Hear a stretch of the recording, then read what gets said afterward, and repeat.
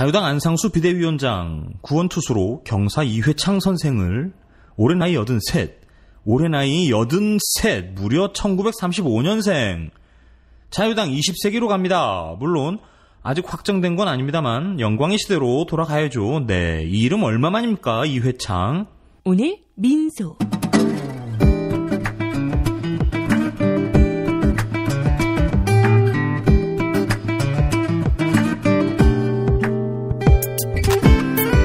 이회창, 경사 이회창, 이 이름을 들으면 딱 생각나는 말이 두 개 있습니다.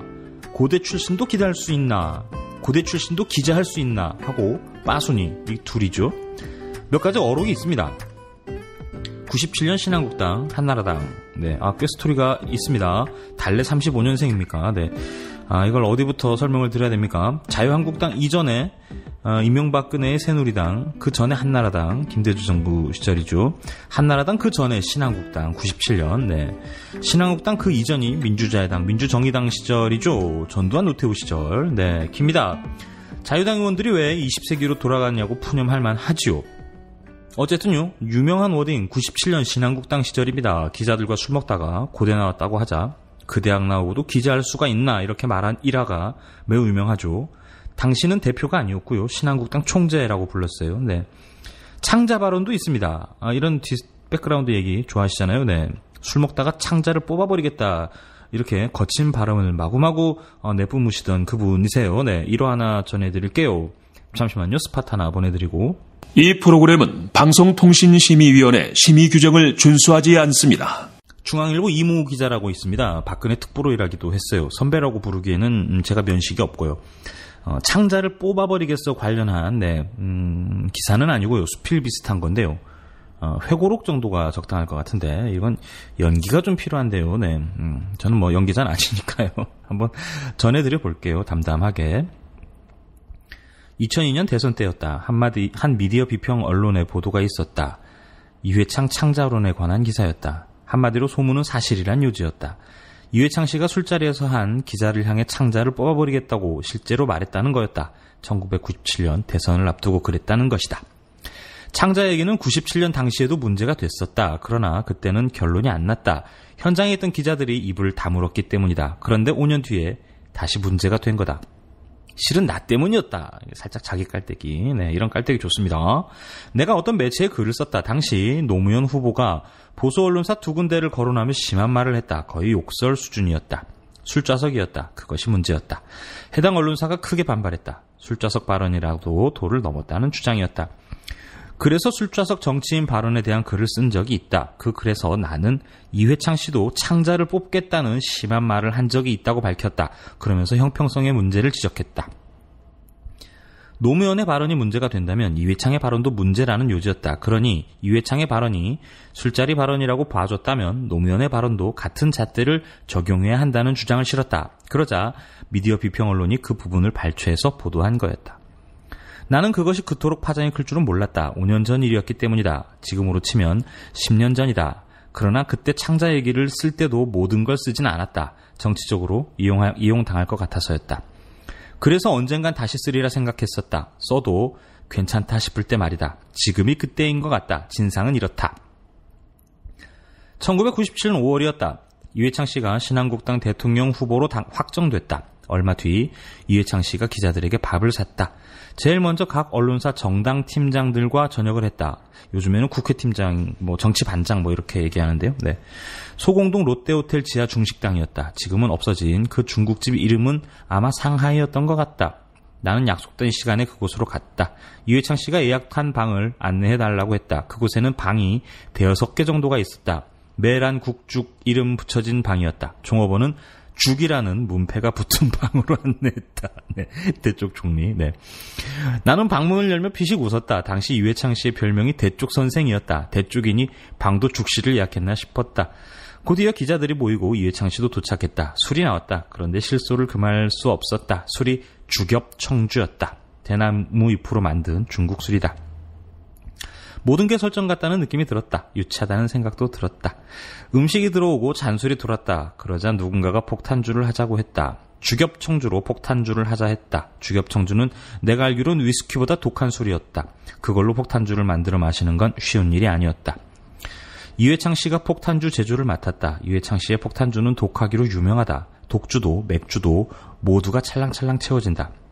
이 총재가 먼저 마셨다. 이 총재는 그 전에 마신 잔술 때문에 약간 취한 상태였다. 다음 잔을 만들었다. 옆으로 잔을 넘기기 전에 이 총재는 잠시 생각하다가 이상한 제의를 했다. 자기가 대통령이 되기를 원하는 사람들은 일어나서 마시라고 했다. 그러곤 오른쪽으로 잔을 돌렸다. 누군지는 기억나지 않지만 첫 번째 사람은 일어서서 마셨다. 그 다음이 문제였다. 방송사 선배 기자였다. 이게 곤조거든요. 기자들 곤조가 이런 거죠. 아마 KBS겠죠. 네. 그 앞에 잔이 갔다. 그런데 그 선배는 술잔에 손을 대지 않았다. 그리곤 난 못 일어나 하는 거였다. 술도 마시지 않겠다고 했다. 분위기가 갑자기 썰렁해졌다. 누군가가 선배는 이 총재가 대통령이 되기를 원치 않나 보지? 라고 했다. 그러자 그 선배는 그렇다고 했다. 분위기는 더욱 냉랭해졌다. 그러자 다른 기자 한 사람이 그 선배 옆으로 갔다. 그리고 옆구리에 팔을 끼워 일으켜 세우려고 했다. 분위기 깨지 마시고 그냥 드시지요. 그러자 그 선배가 손을 뿌리치며 화를 버럭 냈다. 뭐 하는 짓들이야? 나는 그 선배 건너편에 앉아서 가만히 지켜봤다. 정말이지 분위기가 어색했다. 이회창 씨는 가만히 지켜보다가 다시 술을 만들었다. 건너뛰어 그 다음 사람에게 잔을 보냈다. 그때부터 모두 앉아서 마셨다. 술잔이 3바퀴쯤 돌았을 때였다. 이렇게 한번 곤조를 부려줘야 돼요. 네, 취재원 하긴 당시 상황을 살펴볼 필요도 있어요. 이 신한국당 이회창 대통령 후보는 거의 당선이 확실시되는 그런 인물이었습니다. 이회창 씨가 언론에 대한 불만을 얘기하기 시작했다. 심각하게 말한 건 아니었다. 그런데 유독 특정 신문사를 지목했다. 이 총재 바로 건너편 오른쪽으로 두 번째 자리에 그 신문사 기자가 있었다. 듣다 못한 기자도 총재님 그러시면 안 됩니다고 했다. 그렇다고 분위기가 험악한 건 아니었다. 모두들 농담주였다. 그러자 이 총재가 그 기자를 지목했다. 당신이 기사를 이상하게 써서 그래. 제가 뭘요? 계속해서 그렇게 쓰면 내 잔의 창자를 뽑아버릴 거야. 네, 웃으면서. 네, 계속 이어가 볼게요. 농담이었다. 분명 웃으면서 말했다. 그러나 듣는 순간 섬뜩했다. 잠깐이지만 아무도 아무 말을 안 했다. 이 총재는 취했는지 계속 말했다. 내 대통령 되면 당신네 신문사 회장 재미없다고 전해줘. 나는 그때만 해도 이 총재를 잘 몰랐다. 총재가 됐지만 한두 번 인사한 정도였다. 나도 별로 좋아하지 않았고 이 총재도 나를 별로 좋아하지 않았다. 내가 YS 쪽과 친하다며 경계를 두는 듯했다. 기본적으로 기자 세계에 대한 이해가 부족했다. 나로서도 굳이 잘 보이고 싶은 생각은 없었다. 자기가 싫으면 그만이지 하는 정도였다. 이회창 씨 진영은 기자들에 대해 예민했다. 일종의 피해의식 같은 게 있었다. 누군지는 모르지만 잘못 주입시킨 거였다. 기자들을 기자 그대로 보지 않았다. 색안경을 끼고 봤다. 거의 정치인으로 대했다. 그러다 보니 자꾸 편을 가르는 분위기였다. 나는 그런 분위기가 싫었다. 그러다 보니 이 총재와 나는 따로 만나 얘기할 기회가 별로 없었다. 성격이나 스타일 같은 건 거의 몰랐다. 때문에 나로선 충격이었다. 아무리 농담이지만 창자를 뽑겠다니. 나중에 들은 얘기지만 충청도에선 흔히 쓰는 얘기란다. 그래도 그렇지. 나는 이회창 씨를 다시 보게 됐다. 자기 감정에 대한 절제가 안 되는 것 같았다. 즉흥적인 면이 있었다. 보기와는 딴판이었다. 특히 이 총재는 자기는 농담이라고 하는 말이 듣는 사람의 가슴에 못을 박게 하는 경우가 많았다. 정말이지 썰렁한 농담들이었다. 분위기를 잘 못 맞췄다. 그런 일이 있고 사흘인가 이틀인가 뒤였다. 밖에서 술 한 잔 걸치고 밤늦게 집에 들어가 막 자르는 순간이었다. 중앙일보 김교준 차장한테 전화가 왔다. 11시 30분쯤 되는 것 같다. 술 취한 목소리였다. 지금 이회창이랑 현장 반장급 기자들과 저녁을 했는데... 정당 팀장과의 만찬에 이은 반장들과의 만찬이었다. 기자들이 워낙 많다 보니 그렇게 나눠서 했던 거다. 그런데 창 괄호 열고 이회창 기자들은 이 총재를 보통 그렇게 불렀다. 괄호 닫고. 그런데 창이 우리를 암적 존재라고 말하는 거 있지. 자세히 얘기해봐. 엊그제도 창자를 뽑아버리겠다고 하더니 암적 존재는 또 뭐야? 아니 글쎄 내가 아직 창이랑 인사를 안 했거든. 그런데 폭탄주 잔을 나한테 주는데 옆에서 대변인이 중앙일보 김교준 차장입니다. 이 차장과 둘이 워낙 오랫동안 신한국당을 출입했습니다. 라고 하자 창이 알았어 이것들 암적 존재들이야 라고 하잖아. 그 얘기 듣고 가만히 있었어. 무슨 소리냐고 그 자리에서 따져야지. 하도 어이가 없어서 그냥 듣고 말았어. 알았어. 이게 재밌네요. 네. 전화를 끊고 시계를 보니 거의 12시였다. 나는 이회창 씨 집으로 전화를 걸었다. 따질 심산이었다. 아마 집에서 일해주는 아주머니였던 것 같다. 아무리 바꿔달라고 해도 바꿔주질 않았다. 별 거짓말을 다 하며 급하다고 해도 소용없었다. 아마 그때 전화를 다 바꿔줬다면 나도 무슨 말을 했을지 모르겠다. 나는 고흥길 특보에게 전화를 했다. 중앙일보 출신으로 이회창 씨가 영입해간 인물이다. 잠자는 고 특보를 깨웠다. 그리고 김 차장으로부터 들은 얘기를 그대로 해줬다. 그리고 거세게 따졌다. 대통령 되겠다는 분이 말을 그렇게 함부로 하셔도 되나요? 한 20분 정도 혼자 떠들어댔다. 그러자 고 특보는 내일 아침 다시 얘기하자며 전화를 끊었다.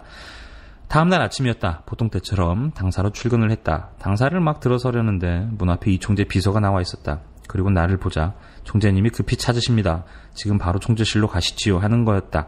총재실이 있는 6층에 올라갔다. 이 총재는 총재실 안에 있는 조그만 방에서 나를 기다리고 있었다. 내가 문을 열자 그는 환하게 웃었다. 그러면서 앉으라 했다. 미안허이, 고 특보한테 얘기 들었네. 오해가 있었던 것 같아. 나는 두 사람이 워낙 신한국당에 오래 출입을 해서 모르는 게 없다는 의미로 그런 표현을 썼던 거였어. 뭔가 통달한 사람을 귀신 같다고 하질 않나, 그런 의미였네. 그렇잖아도 박찬종이가 나보고 주사가 있다고 여기저기 떠들고 다닌다는데 나 원참 내가 실수를 한 것 같아. 그래서 술 좀 줄일 생각이야. 나는 화가 풀리지 않았다. 그래서 아무 얘기도 안 했다. 알겠습니다. 그런 뜻으로 얘기하셨다면 그렇게 알겠습니다. 그러고 방을 나갔다. 그러나 이 총재의 취직 말실수는 이후에도 한동안 지속됐다. 그것 말고도 몇 가지가 더 있다. 그러나 내가 듣고 보지 않은 얘기라서 여기에 옮기지는 않겠다. 다만 어느 순간부터 취직 말실수가 끊어졌다. 정말 큰 실수를 했기 때문이다. 특정 고등학교 출신들을 향한 발언이었다. 광화문 향원이라는 한정식 집에서 술을 먹으며 한 말이었다. 마침 옆방에 한 기자가 있었고, 네. 그래서 광화문이나 여의도에서는 술을 마시면서 크게 얘기하면 안 됩니다. 기자들이 얼마나 많은데요. 네. 네. 마침 옆방에 한 기자가 있었고, 그 기자가 화장실에 가는 길에 들었다는 것이다. 다음날 아침 기자실에 난리가 났다. 쓰느니 마느니 설전이 벌어졌다. 대부분 쓸 기세였다. 더 이상 못 참겠다는 분위기였다. 그러나 그 발언을 들었다고 전화한 기자의 말이 오락가락했다. 이회창 씨 진영은 딱 잡아댔다. 그런 말을 한 적이 없다고 말이다. 그러니 쓸 수가 없었다. 뭔가 먹인 것 같은데요. 네, 못 쓸 일은 아닌데. 이후부터 이 총재의 취중 말실수는 사라졌다. 된통 홍역을 치렀던 것 같다. 이후로 그가 취중의 실수를 했다는 소문을 들은 적이 없다. 한 가지만 덧붙이고 싶다. 단언컨대 이회창 씨처럼 언론의 덕을 많이 본 사람도 아마도 없을 것 같다.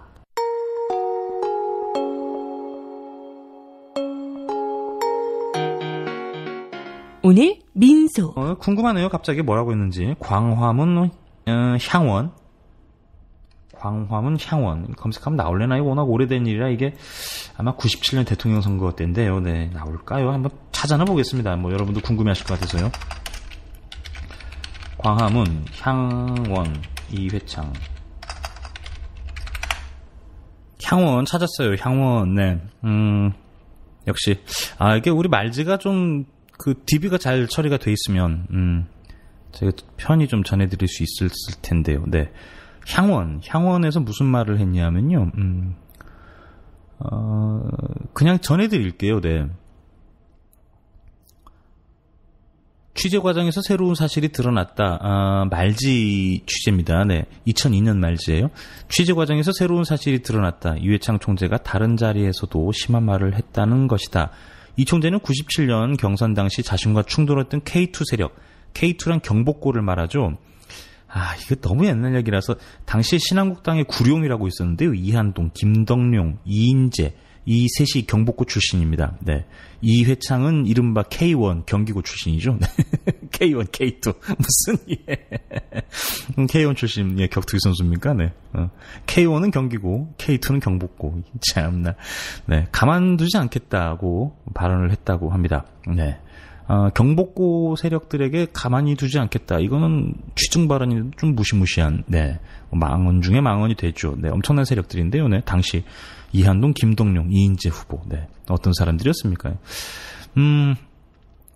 수소문 끝에 조모 기자를 찾아냈다. 결국 98년 9월 광남일보를 떠났다는 그는 익명 처리를 요청한 뒤에 미디어 오늘에서 보도한 내용은 사실이라고 증언했다. 음식점 이름 기억하나? 광화문에 있는 한정식집 향원이었다. 네, 향원. 역시 검색하면 나오죠. 이 총재는 누구와 대화를 나누고 있었나? 박희태, 신경식 의원 등 7, 8명의 얼굴을 봤다. 그날은 신한국당 원외위원장 모임이 있던 날이다. 이 총재가 특정고 출신들을 겨냥해 아까 K2조 차마 입에 담긴 육두문자를 쏟아내는 것을 보고 깜짝 놀랐다. 가만 놔두지 않겠다. 앞에 육두문자가 좀 있었나 봐요. 그때까지만 해도 정치 초년병 시절에 이 총재에 대해 깨끗한 이미지와 대쪽 이미지만 알고 있었던 나로서는 충격일 수밖에 없었다. 지금까지 말한 것은 분명 사실인가? 정치적 문제로 비화될 수도 있는데 내가 어떻게 없는 말을 하겠나? 이회창 총재의 험한 입은 사실 유명하다. 최근 총선 시기인 4월 4일 이 총재는 제주시청 앞 정당연설회에서 나라를 생각하지 않는 이 정권을 도끼로 내리찍자는 끔찍한 발언을 한 바 있다. 창자로운 씨말리기론에 이어 도끼론까지 등장한 것이다. 네. 사건의 진실, 육두문자와 씨를 말려버리겠다 였군요. 네, 경복고 세력. 네. 그래서 이회창 씨가 술을 끊었나요? 네. 재밌습니다. 이게 추억은 방울방울. 네. 여러분들은 어떠셨나 모르겠네요. 네. 이회창의 귀환 축하합니다. 우리 강산 푸르게 푸르게 망해라 자유당.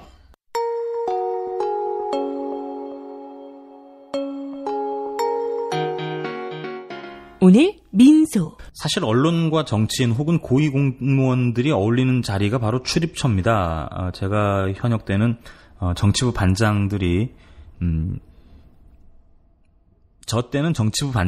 신한국당 대통령 후보를 만나는 자리였겠죠. 일찌감치 대통령 후보로 선출됐던 마치 대통령이 된 양 행동했었죠. 이회창 씨가요. 미국을 가기도 하고요. 최일선에서 저러니 서로서로 카르텔도 생깁니다. 이권도 생기고요. 기득권도 생깁니다. 기자라고 다 쓰지 않는 거 아까 제가 쭉 읽어드린 거 보셨죠. 요즘은 저런 일 없어요. 워낙 매체가 많기도 합니다.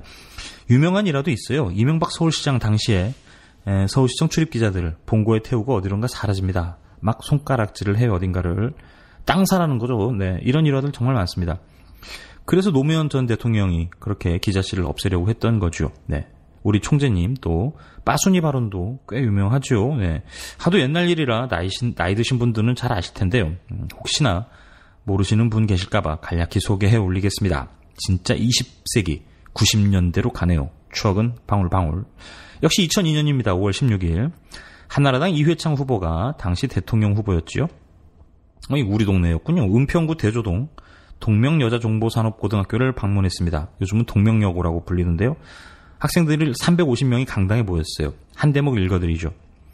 이 후보는 불쑥 여러분들을 보니 명랑하고 빠순이 부대가 많은 것 같아요 라고 말했습니다. 아우 해맑으셔. 그는 이렇게 말을 이었다. 우리 당에도 많아요. 지방 돌아다녀보면 오빠 부대 많아요. 저는 오빠가 아니라 늙바지 늙은 오빠. 네, 참 이게 농담입니까? 네, 빠순이. 어린 여학생들과 첫 대면에서 분위기를 좋게 하기 위해 던진 농담이건만 분위기는 그렇지 않았다. 학생들은 술렁거렸다. 이 후보는 인기 스타를 쫓아다니며 오빠를 외치는 10대 오빠 부대를 지칭하는 뜻으로 빠순이를 썼지만 보통 이 단어는 술집 여종원을 가리키는 속어로 쓰인다. 예기치 않게 썰렁한 분위기가 형성되자 이 후보는 급히 화제를 바꿨고 강연은 이후 별 탈 없이 진행됐다. 요즘 애들 말로 탈룰라죠. 갑분싸라고도 하던데요. 갑자기 분위기 쌓여지는 이 빠순이 발언 훗날 두고두고 회자되는 이회창 총재의 최대 어록으로 남습니다. 창자 발언, 빠순이 발언, 그리고 또 있죠. 끊이질 않습니다. 네, 이 90년대에 정말 어마어마한 일들이 많았어요.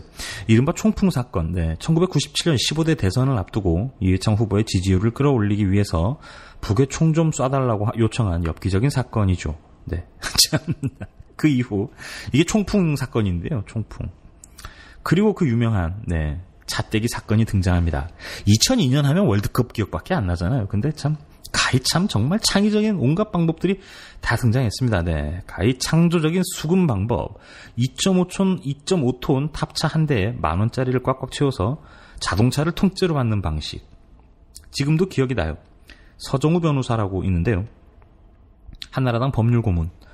서울 만남의 광장 휴게소에서 LG그룹으로부터 150억 원이 실린 현금을 건네받아서 직접 몰고 서울로 올라옵니다. 이게 이른바 잣대기 사건의 전모죠.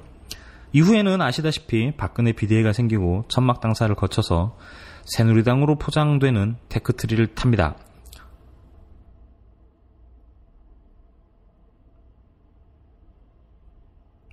여담이긴 합니다만 당시 노무현 대통령의 새천년 민주당도 수금을 했어요. 네, 기업 입장이면 당연히 보험을 들지 않겠습니다. 시가도 있었나 봐요. 한나라당은 LG가 150억, 삼성이 152억. 이게 시가였던 것 같고요. 민주당은 15억 원, 딱 10분의 1 수준. 네, 이때 이제 민주당으로 수금 다녔던 사람이 안희정이었죠. 네, 이 건으로 결국 실형을 받습니다. 먼 나라 이웃 나라가 논평을 냈어요. 일맥상통합니다. 전해드리고요. 90년대 강제 소환대. 이때 나왔던 천재 작곡가 민석 형님이 만드신 곡 너흰 아니야 전해드리겠습니다.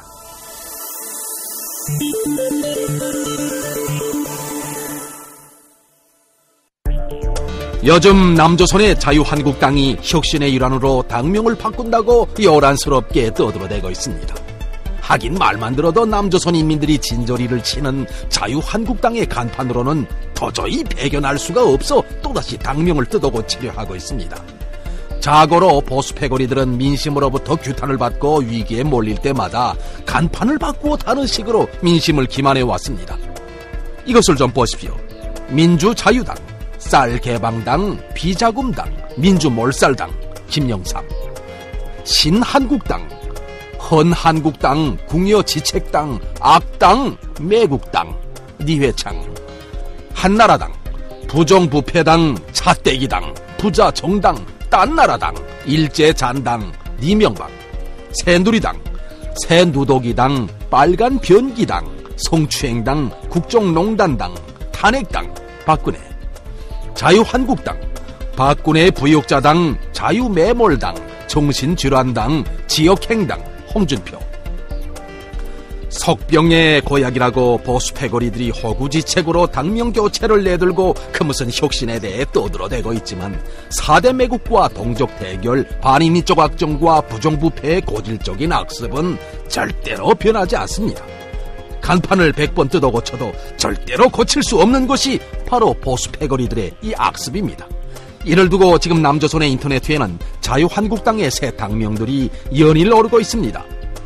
자유분자당, 자기만 살당, 망한당, 자체분신당, 썩꺼질당, 연병지랄당, 콩가루당, 대결망동당. 참으로 신랄한 야유와 조소라 하겠습니다.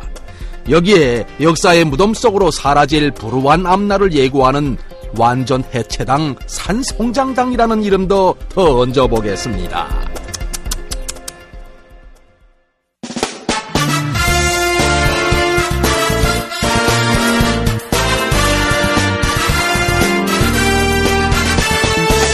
그래 너희들이 말하는 대로 대통령은 물러나야 할지도 몰라.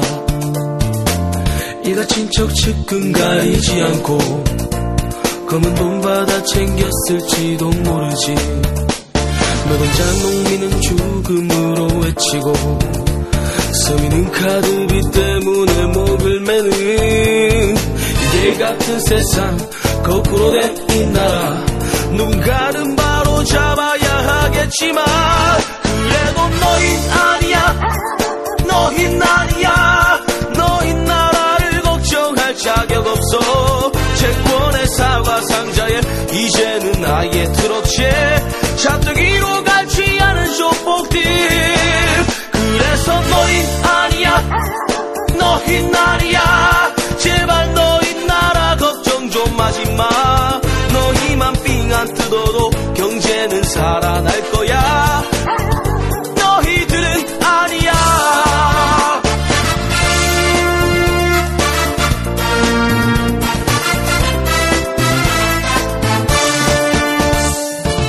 그래 너희들이 말하는 대로 전투병 파병이 국 익을지도 몰라.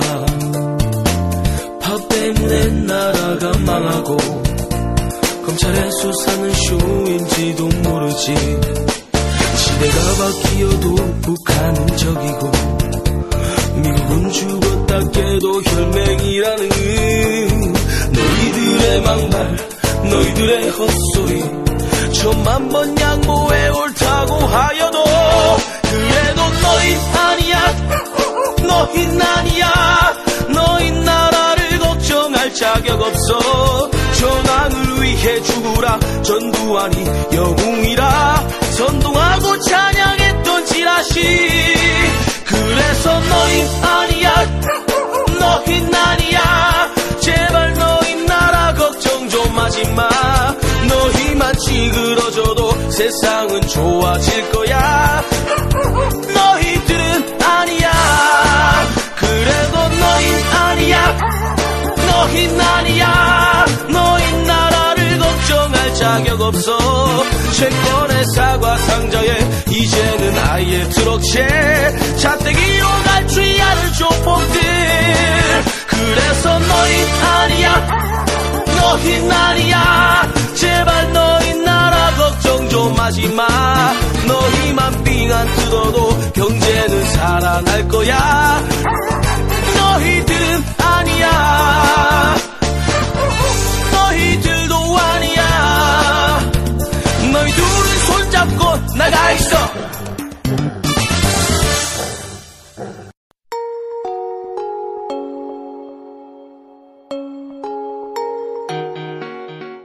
오늘 민소. 어제 월요일입니다. 청와대가 수석보좌관 회의하는 날이죠. 대통령이 이틀간 휴가를 냈다가 돌아오셨습니다. 이런 장면도 무척 낯설긴 합니다만 꽤 오래 강행군을 하긴 하셨어요. 모두 반원 절해드릴게요. 과로사회 탈출하자 말하면 죄송합니다. 과로사회 탈출을 말하면서 대통령이 과로로 탈이 났다니 민망합니다. 위에서 이러면 밑에는 어쩌나요? 네, 건강은 챙기시면서 일합시다. 네. 네, 몸살로 며칠 동안 휴식을 취하게 되었습니다. 국민들께 걱정을 끼쳐드려서 송구하더라 말씀을 드립니다. 과로사회에서 벗어나야 한다고 늘 강조해 오다가 대통령이 과로로 탈이 났다는 그런 말까지 듣게 되었으니 민망하기도 합니다. 이번 주말에 다시 중요한 해외 순방이 시작되기 때문에 심기일전해서 잘 준비하도록 하겠습니다. 어제부터 노동시간 단축이 시작이 되었습니다. 과로사회에서 벗어나 나를 찾고 가족과 함께하는 사회로 나아가는 중요한 계기가 될 것입니다. 또한 독일 등 외국의 사례에서 보듯이 고용 없는 성장의 시대에 일자리를 나누는 가장 효과적인 대책이기도 합니다. 노동시간 단축은 노동 생산성의 향상으로 이어집니다. 그동안 습관적인 장시간 연장 노동이 우리나라 노동 생산성을 낮은 수준에 머물게 했습니다. 주당 노동시간이 1% 감소할 경우 노동 생산성이 0.79% 상승한다는 국회 예산정책처의 연구 결과도 있듯이 우리 기업들도 높아진 노동 생산성 속에서 창의와 혁신을 바탕으로 더 높은 경쟁력을 발휘할 수 있을 것입니다. 무엇보다 중요한 것은 과로로 인한 과로사와 산업재해를 획기적으로 줄이고 졸음운전을 방지하여 귀중한 국민의 생명과 노동자의 안전권을 보장하는 그런 근본 대책이라는 점입니다. 세계 어느 나라를 둘러봐도 우리 정도 수준을 갖춘 나라 가운데 우리처럼 장시간 노동에 시달리는 나라는 없습니다. OECD 평균보다 연간 300시간 더 일해야만 먹고 살 수 있다는 그 부끄러운 현실을 이제 바로잡지 않으면 안 됩니다. 이번 노동시간의 단축은 300인 이상 기업부터 단계적으로 시행이 됩니다. 또한 정부는 그에 더해서 시행 초기 6개월을 계도기간으로 삼아서 법 위반에 대한 처벌에 융통성을 주기로 함으로써 기업의 부담을 많이 낮추었습니다. 그 취지를 잘 살려서 제도 시행 초기의 혼란과 불안을 조속히 불식시키고 제도가 현장에서 잘 안착이 되어 긍정적인 효과가 빠르게 체감될 수 있도록 노사정 협력 등 후속 대책에 만전을 기해주기 바랍니다. 아울러 주거비, 통신비, 의료비, 보육과 교육비 등 국민들의 필수 생활비 절감을 통해서 실질소득을 높이는 그런 정부 정책들도 더욱 속도감 있게 추진해 주시기 바랍니다. 이제 첫 발을 내디딘 노동시간 단축이 빠르게 안착되고 우리 사회가 한 단계 높은 수준으로 도약할 수 있도록 노동계와 경영계는 물론 국민들께서도 마음을 함께 모아주시길 부탁드립니다. 민선 7기 지방자치시대가 개막되었습니다.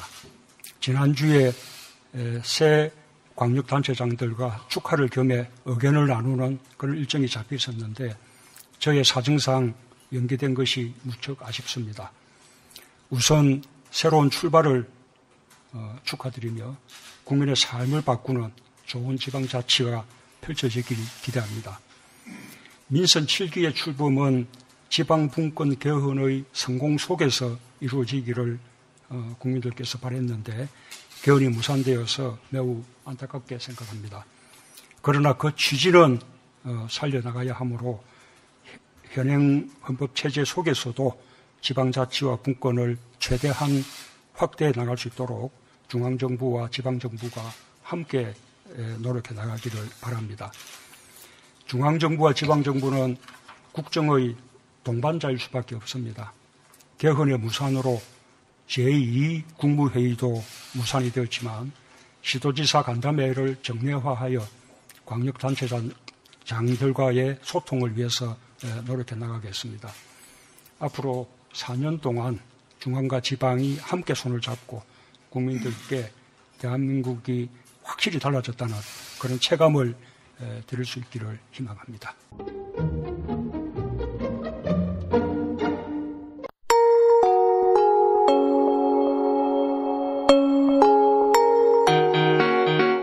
오늘 민소 2018년 6월 29일 연평해전 관련 입장 발표하겠습니다. 연평해전에서 희생된 고귀한 청년들의 희생을 모욕하는 문재인 정권을 규탄합니다. 오늘은 제2연평해전이 일어난 지 16주년이 되는 날입니다. 지금 저 청년들이 살아있었다면 미래를 꿈꾸며 대한민국의 자랑이 되었을 소중한 재산이었을 것입니다. 그런데 문재인 씨는 러시아 순방 후 피로 누적을 이유로 양일 연차 휴가를 사용한다고 합니다.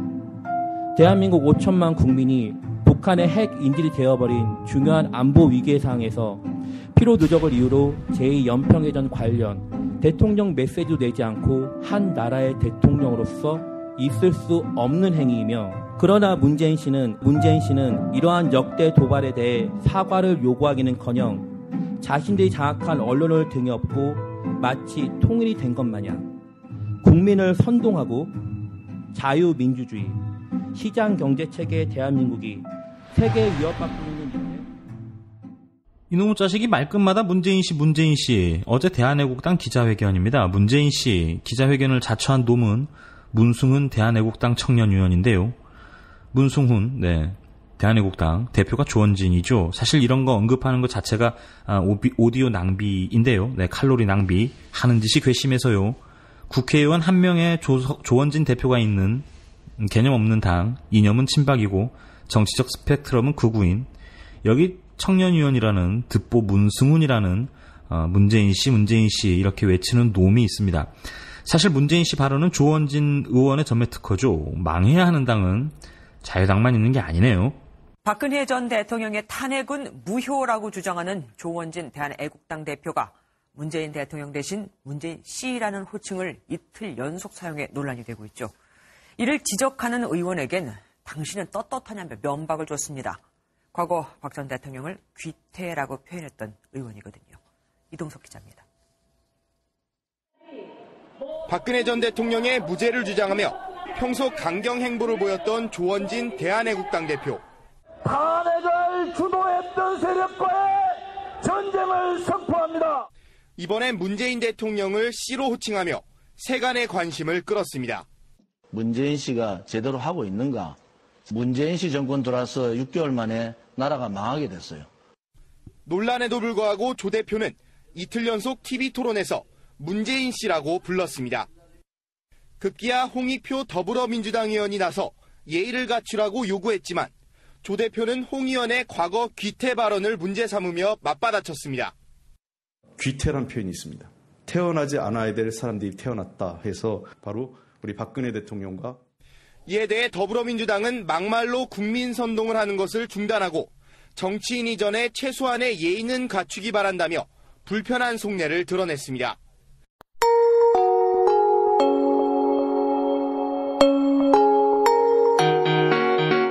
오늘 민소. 들으면 똑똑해지는 방송, 오늘 민소 함께하고 계십니다. 요즘은 녹음하는 속도가 좀 늘었습니다. 저도 옛날 사람이다 보니까요, 익숙한 이회창, 이런 촌로가 등장하니 뇌보다 혀가 빨라집니다. 공부를 해야 되는데요, 방송하려면. 오랜만에 하는 일이라, 생각보다 시간이 많이 걸립니다. 오늘 민소, 팟빵과 아이튠즈, 유튜브에서 만나실 수 있고요. 좀 줄었네요. 팟빵에 대충 한 100여 분 계신 것 같고요. 유튜브는 대충 한 1000분에서 3000분 왔다 갔다. 팟빵이나 유튜브에 댓글 달아주시면 방송 제작하는데 참고하도록 하겠습니다. 아무데나 달아주세요. 보고하고 있으니까, 모두 보고 있으니까요. 걱정하지 마시고요. 방송 구독도 꼭 눌러주세요. 지금 팟빵의 구독자가 65분이셨는데요. 한 분 줄었어요. 64분이요. 어차피 며칠하고 말 거 아니라서요. 크게 신경 안 쓸랍니다. 차분히 한 땀 한 땀 방송 찍으면서 여러분들과 소통해 보도록 할게요. 혹시 틀리거나 잘못된 내용이 있으시면요, 지적도 해주시고. 이게 일종의 플랫폼이었는데요, 팟캐스트가. 요즘은 모든 지상파 프로그램이 죄다 팟캐스트로 내려와서 참 이 간의 수공업 하는 사람 참 힘들어요. 네, 너무 힘들어요. 워낙 실적 출중하신 분들이 많이 내려오셔가지고 말이에요. 어디 명함도 못 내밀겠어요. 유튜브에 아이디 그날 데이 완성, 혹시 이게 2020년 말씀하시는 거 아닌가 싶은데, 역대급 또라이가 맞지요? 라고 쓰셨어요. 어제 제가 두루킹 혼수성태 대표님께서 개헌하자고 제가 오프닝에 역대급 도른자라고 얘기한 적이 있었거든요. 아마 그 말씀하신 것 같아요. 아이디 삼도천님께서요, 국회의원 숫자 절대 늘리면 안 됩니다 라고 하셨습니다. 논란의 여지가 있죠. 언제 비례대표 설명 한번 좀 드려야 될 것 같아요. 굳이 불필요한 거면 생략하도록 하죠. 쇼티 꼬꼬마들, 정혜림 아나운서가 복귀했습니다. 대통령하고 갖추시네요. 양심수가 감옥에 있는 이유, 정혜림 아나운서입니다. 넬슨 만델라, 김대중 전 대통령, 그리고 문재인 대통령. 이들의 공통점은 바로 3명 모두 양심수로 복역한 경험이 있다는 점. 오늘 쇼티에서는 양심수에 대해 알아보겠습니다. 양심수란 누구일까요? 비양심적인 사람? 아니요. 양심수는 자신의 정치적, 종교적인 신념을 지키기 위해 투옥, 구금 등 신체적 자유가 제약된 사람을 말합니다. 엠네스티에서는 양심수를 자신의 양심, 다시 말해 신념을 표현했다는 이유로 감옥에 갇히는 등의 신체적 자유가 억압된 사람이라고 이야기하네요. 여기서 양심이란 단어는 각 나라의 문화 그리고 역사에 따라 다르게 해석될 수 있습니다. 그래서 양심수의 의미도 조금씩 다 다른데요. 그럼 우리나라에서 양심수가 무슨 뜻인지 살펴볼까요? 우리나라에서 양심수는 뚜렷한 정의가 없습니다. 실정법상 용어가 아니기 때문이죠. 그럼 양심수가 없다는 말? 그건 아니죠. 일반적으로 양심수는 반독재, 민주화투쟁, 그리고 통일운동 과정에서 법을 어길 수밖에 없었던 사람들을 지칭합니다. 대표적으로 군사정권 시절 전두환 정권에 맞선 1만 2천여 명의 시민들이 있죠.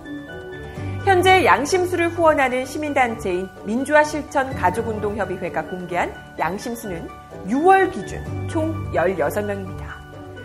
하지만 이 셈법도 누가 세느냐에 따라 차이가 있는데요. 2010년 12월 기준 시민단체가 발표한 양심수는 55명, 정부는 0명. 왜? 당시 법무부는 이들을 실정법을 위반한 범죄자로 봤거든요. 나아가 양심수라는 말은 대한민국 법률 용어가 아니라며 용어 자체를 무시했죠. 지난 27일 8.15 대사면 추진위원회가 발족됐습니다. 이명박 박근혜 정권 9년 동안 국가폭력으로 사법 처리된 국민들에 대한 사면 복권을 촉구하기 위해 시민단체가 움직이기 시작한 겁니다. 이들 추진위원들은 대통령에게 보내는 서한을 통해 진실의 편, 정의의 편, 양심의 편, 인권의 편, 민주주의의 편에 섰다가 국가 권력으로 인하여 피해를 받는 일이 다시는 없어야 한다고 말했는데요. 8.15 특별사면 명단에 양심수들이 포함됐지 이번 돌아오는 광복절 대통령의 결단을 기대해 보겠습니다. 오늘 민소 여기까지 하겠습니다. 태국에서 13명의 소년 축구부 친구들이 동굴에서 실종됐다가 세상에 무려 열흘 만에 발견돼서 전 세계가 흥분하고 있다고 하죠. 거의 기적에 가까운. 그런데 사정을 살펴보니까 쉽게 구조가 가능해 보이진 않네요. 어둡고 무서웠을 텐데 잘 견뎌줬으면 좋겠어요. 물을 다 빼야 구조가 원활할 것 같은데 일단 살아있어서 정말 다행입니다. 무사히 구조되길 기원하겠습니다. 이 시간 진행에 저는 연예팀 현석훈 기자였고요. 내일 뵙죠. 고맙습니다.